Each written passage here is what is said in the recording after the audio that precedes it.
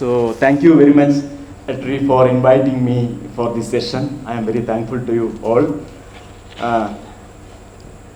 I won't say conventional, it's scientific agriculture, I would say, or modern agriculture. So I am speaking for modern agriculture.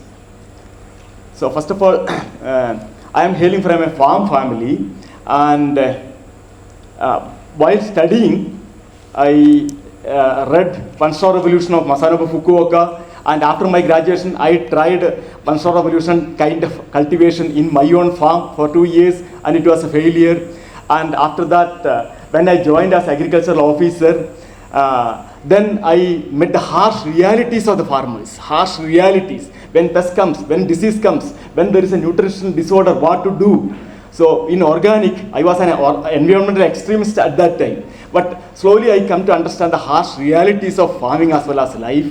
And then I started going more deep into scientific agriculture, and I could offer better solutions for the farmers. So I learned from my experience.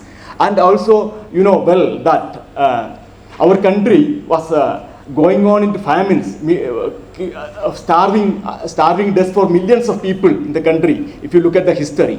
And when we got independence, Pandit Nehru went to different countries and begging for wheat and rice. And there was a cartoon by Cartoon Shankar stating, drawing that Nehru was signing accord with the French president before the palace. At the backyard of the palace, Nehru was with a bowed head. He was throwing the gunny bag, and the other people, the president was putting grain into it, wheat into it. So by bringing wheat and rice from other countries, only we could survive. But later on, when science was infused into agriculture, when new breeding techniques were evolved, we could bring a revolution in farming. And so that we have 314 million tons of food and vegetables, fruits and other kinds because of science infusion. And if you go into organic, there will be reduction in food production, because one of the meta-systematic study, I would say, because meta-systematic studies are the highest in the rung of the ladder of the pyramid of evidence, that is the highest one. So a systematic study by Naveen Ramankutti and Veena Sirifat states that there will be 4% to 34% reduction in food production, in productivity. So we cannot afford to that. So, but organic can have a place in our farming. It is a fashion show. Towards fashion show, people will be attracted, and towards fashion show will be attracting media and people. So that way it's okay, and also to some extent as a niche market for high income group of people. And as a premium price, if it is fetching a premium price, it can be exported also. That way it's fine. But otherwise, for the food security of the country, for nutrition security of the country, and for food safety also, this is insufficient, I would say. This is insufficient. And there is a strong fear that our vegetables and other agriculture produce are pesticide laden. It is not true. If you look at the All India Network project on pesticide residues, there are 33 centers in the country which is drawing different types of agriculture produce from the market and looking for pesticide residues. Last 10 years data you will get from the net. You will look at and see that it's only less than 3% for the past 10 years average, less than 3% only. So 97% of the produce is free. And what is this MRL, maximum residue limit? It is for trade, it is kept as a trade barrier only. If it is slightly above MRL, it is not going to hit our health, because MRL value is 1/100th of a value of a pesticide residue, which is not causing any harm to a rat. For if it is 100 times higher, even then it is not going to cause a problem for the rat for generations together. That is MRL value. So 100 times less is taken as MRL value for a human being. So that is MRL value. MRL value is for standardizing trade, international trade. That is.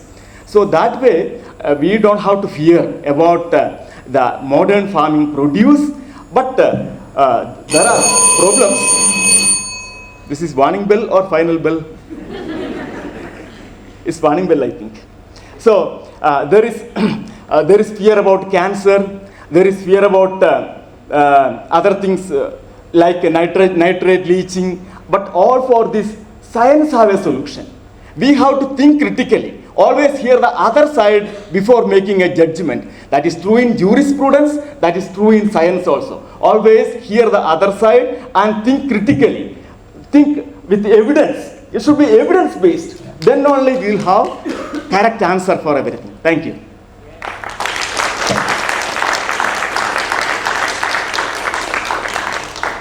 That was spirited, Dr. Sreekumar. You ask the wrong question, you get the wrong answers. ATREE, I think, has posed this quite wrongly. It's not about food security. I think the very understanding that we have evolved in this country around food security, we've gone really, really wrong there.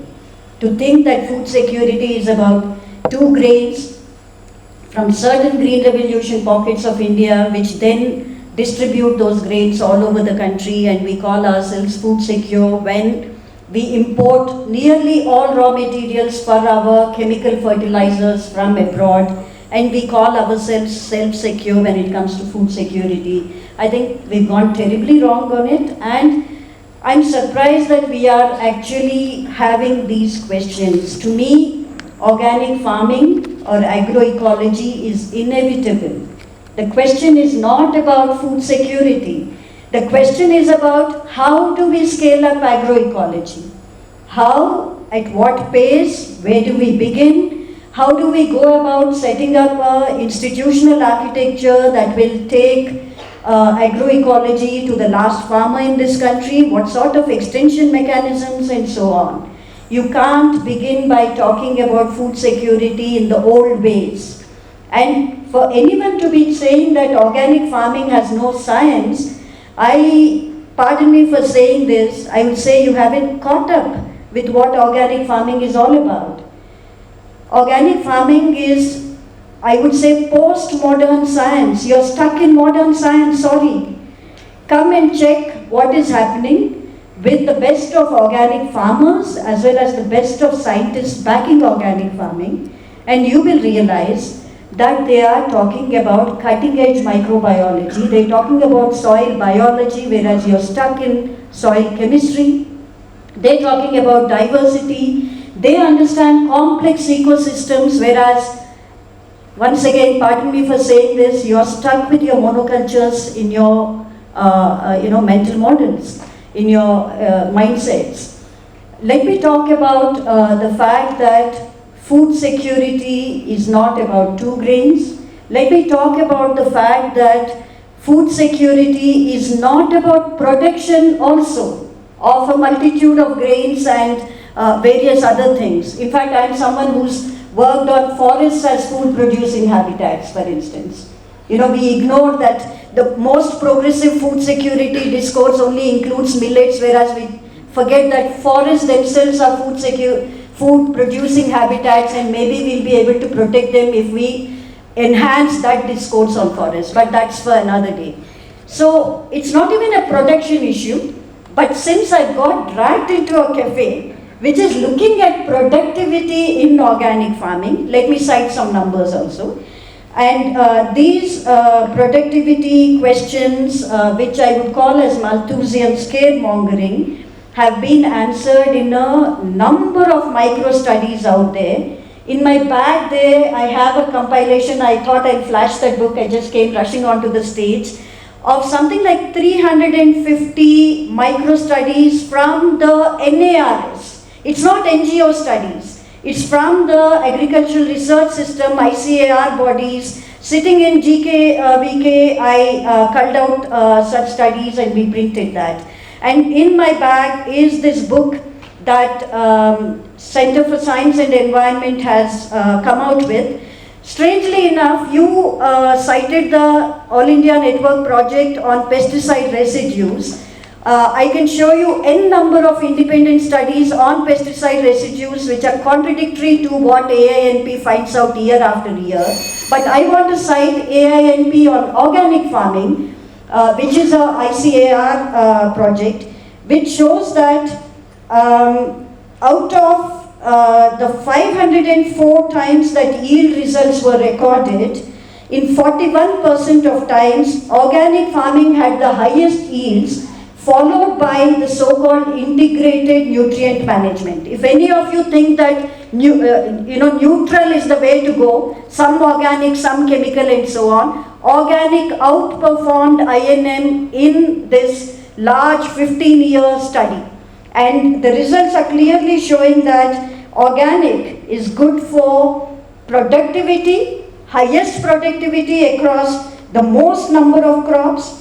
Out of mean yields recorded in 31 crops, in 27 crops, yields are higher than organic, and in most cases more than 20%, ICAR results. Go to Andhra Pradesh, a community natural farming project. Their results are up on the website. 2,000 farmers, third-party commission studies. Every year there's a comparison between conventional and organic. You see whether organic and natural farming is outperforming or not. I rest my case. Thanks. Thank you, Kavitha. Regarding All India Network project on organic farming, I read the entire report, and it's found that it is comparing with the farmers' practices. But what we have to compare is with the best of scientific practices. That is scientific farming, that is as per package of practices recommendations of the university for that particular region. But that was not done. They have compared with the farmers' practices. Comparing with farmers' practices, organic farming will be better because oil cakes are permitted. Oil cakes show it's a concentrated form of nutrients. It is very costly, but it's like that will give you good yield. But for a farmer, it is not possible. But in organic farming experiments, that is possible. But what about the long-term fertilizer experiments that were started in Rothamsted from 1845 onwards? For the past 170 years it is happening, and also Morrow plot experiments in universities of Illinois from 1876 onwards, and permanent manurial trials at Coimbatore, and again All India Network Research Project on these things. It shows that integrated management of the soil with the organic manures as well as fertilizers is giving the maximum yield for consecutively for more than 40 or 50 years. Those projects are still running on, which started in 1970 is still running on. So that shows that integrated management is the best with 100% fertilizer application as well as organic matter application.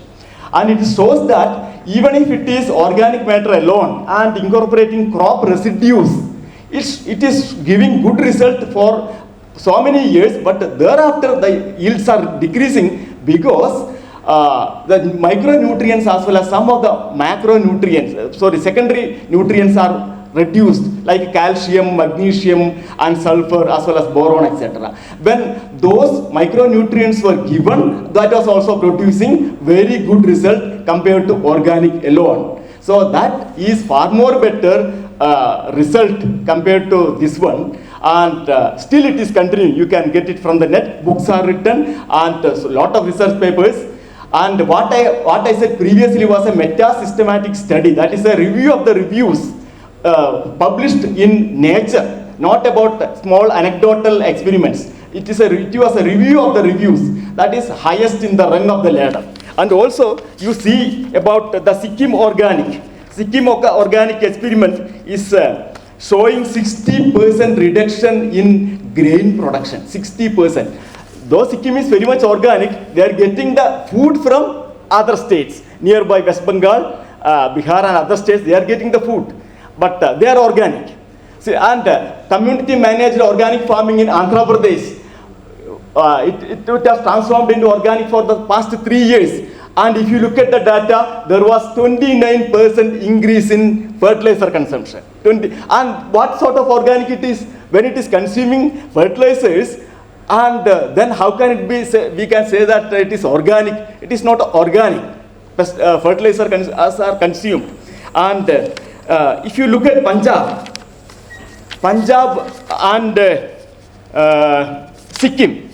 and Sikkim, you can see the productivity difference, lot of difference in productivity. Rice in Punjab 4,000 kilograms, 4 tons, and Sikkim 1.8.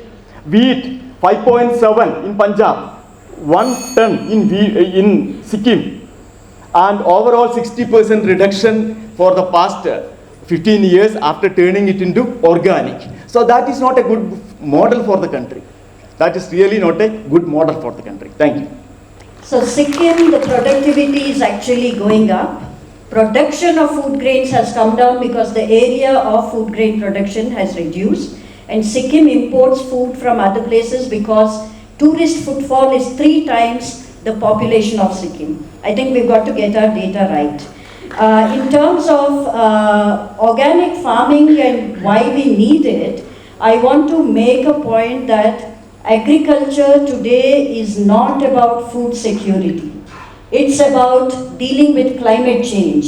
If there's any paradigm that can combine mitigation with adaptation, it's the organic farming paradigm. You can't have multiple different solutions saying that for mitigation I'll bring in my GM seeds, for adaptation I'll do something else. When you have a holistic answer for multiple problems, including nutrition security, and if we've not connected the dots yet between what's happening to soil health, micronutrients in soil, depletion from the chemical agriculture paradigm, and what happens to plant health, as well as plant nutrition, and then what happens to human nutrition, I think we are being unscientific.